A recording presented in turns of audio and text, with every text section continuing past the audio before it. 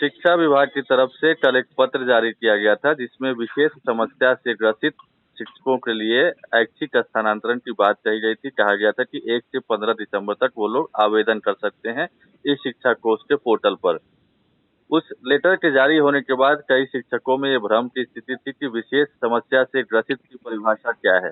तो अब शिक्षा विभाग ने इसकी परिभाषा तय कर दी है, परिभाषित कर दिया है। एक और लेटर निकाल करके विशेष समस्या से ग्रसित की कैटेगरी में कौन-कौन शिक्षक आते हैं। हमारे साथ फोन लाइन पर जुड़े हुए हैं प्रीतम, उनसे जानेंगे कि आखिर ये जो कैटेगराइज किया गया उसमें कौन-कौन है, कौन-कौन एलिजिबल हैं फॉर्म भरने के लिए ऐच्छिक स्थानांतरण के लिए। प्रीतम।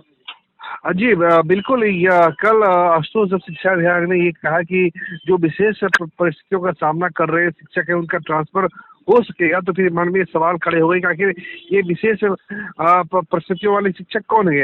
अब जाके शिक्षा विभाग ने स्पष्ट किया है कि अगर कोई कैंसर के मरीज हैं, इसके अलावा जो हार्ट की समस्या से जूझ रहे मरीज हैं, लीवर है, किडनी जैसी बीमारी से जो लोग जूझ रहे हैं, वो ट्रांसफर के लिए ऑनलाइन आवेदन कर सकेंगे इस शिक्षा कोष के जरिए। इसके अलावा दिव्यांगता अगर ज्यादा है, जो अगर आप फिजिकली ज्यादा दिव्यांग है तो आप भी उसके लिए अप्लाई कर सकेंगे। तो एक प्रकार से शिक्षा विभाग ने ये स्पष्ट कर दिया है कि गंभीर रूप से जो बीमारी का सामना कर रहे शिक्षक है वो अब जो है ऑनलाइन आवेदन कर सकते हैं और इनका ट्रांसफर जो है, इनका हस्तांतरण हो सकेगा। और जो शिक्षक है उनके सामने 10 विकल्प होगा और कम से कम वो 3 विकल्प उन्हें भरना होगा। जी प्रीतम, हमारे पास भी लेटर आ चुका है जो आपने भेजा है, मैं उसको थोड़ा पढ़ता हूँ, उसमें ज्यादा क्लियर है। 7 बिंदु उसमें 7 पॉइंट बनाए गए हैं। उसमें लिखा है कि असाध्य रोग पहला नंबर में आता है। असाध्य रोग में विभिन्न प्रकार के कैंसर, इसमें खुद शिक्षक यानी स्वयं है, पति पत्नी है और बच्चे, यानी कि इनमें से किसी को भी ये बीमारी होती है तो वो लोग भी एलिजिबल हैं फॉर्म भरने के लिए, आवेदन देने के लिए। इसके अलावा है गंभीर रुग्णता, जिसमें किडनी रोग, हृदय रोग, लीवर रोग है। इसमें भी स्वयं है, पति पत्नी है और बच्चे भी हैं।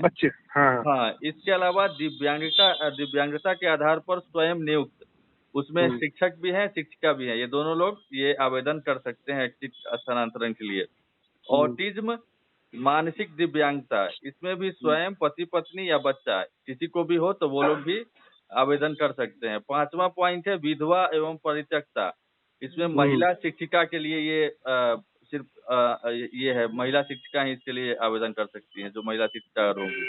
6वां नंबर है पति पत्नी के पदस्थापन के आधार पर, शिक्षक शिक्षिका दोनों के लिए, यानी पति और पत्नी का पदस्थापन अगर इधर उधर है तो वो लोग भी कर सकते हैं। 7वां नंबर जो है ऐच्छिक स्थान से वर्तमान पदस्थापन की दूरी, शिक्षक और शिक्षिका दोनों के लिए। तो ये 7 पॉइंट मतलब क्लियर किया गया है कि ये आधार होना चाहिए तब आप आवेदन कर सकते हैं। प्रीतम, क्या मैं सही हूँ? नहीं, बिल्कुल आपने सही कहा। आपने बिल्कुल डिटेल से बता दिया है उसको से कि आखिर जो 7 तरह की जो क्वालिटी, 7 तरह की जो कैटेगरी बताई गई है, तो ये बिल्कुल कह सकते हैं कि आशुतोष के मानवीय आधार पे लिया गया फैसला है। और वैसे भी हम लोग व्यवहारिक काम काज में देखते हैं कि अगर इस तरह से जो लोग होते हैं उन्हें हर डिपार्टमेंट में या हर जीवन के दूसरे क्षेत्रों में सरकार या अलग अलग विभाग की तरफ से राहत मिलती है, तो वही राहत देने का प्रयास शिक्षा विभाग की तरफ से किया गया है। और हमें लगता है कि इसमें भी काफी ऐसे लोग मिल जाएंगे जो अप्लाई करेंगे, क्योंकि जैसे हृदय रोग की समस्या है, किडनी की समस्या है, मानसिक रूप से जो लोग जो कमजोर है, या फिर जो कैंसर के जो मरीज है, और उसमें उनके बच्चों को शामिल किया गया है, शिक्षक और टीचर्स को, शिक्षिकाओं को शामिल किया गया है।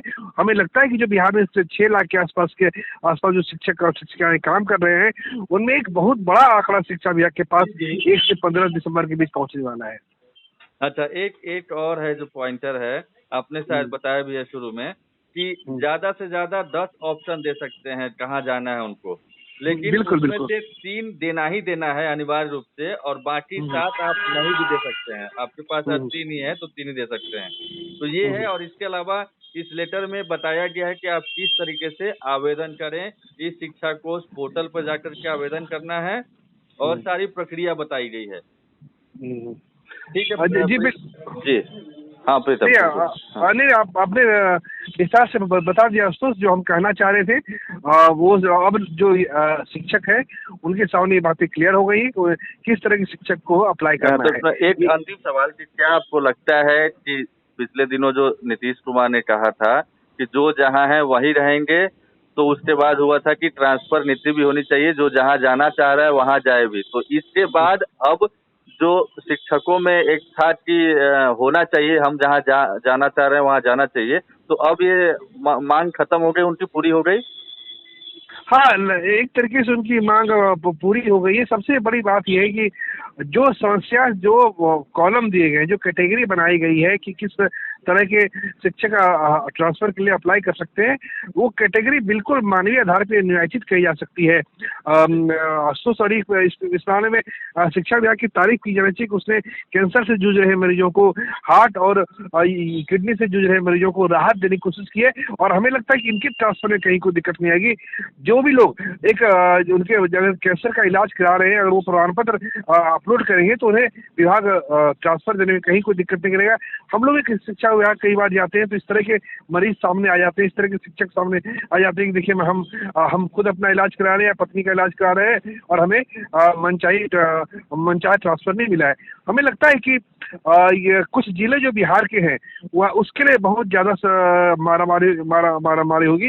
जैसे पटना है, भागलपुर है, जो बड़े शहर बिहार के हैं, पटना, भागलपुर, पूर्णिया, दरभंगा, मुजफ्फरपुर, गया, इन सब शहरों के लिए ज्यादा लोग करेंगे। अब कोई अरवल नहीं जाना चाहेगा, कोई अररिया या लखीसराय बांका नहीं जाना चाहेगा, लेकिन पटना लोग आना चाहेंगे, मुजफ्फरपुर आना चाहेंगे, क्योंकि पटना में भी कैंसर का इलाज होता है और मुजफ्फरपुर में भी कैंसर का इलाज होने लगा है। हमें लगता है ये जो बड़े शहर है इनके लिए ज्यादा मारामारी होगी ट्रांसफर के लिए। चलिए प्रीतम, बहुत बहुत धन्यवाद। शुक्रिया।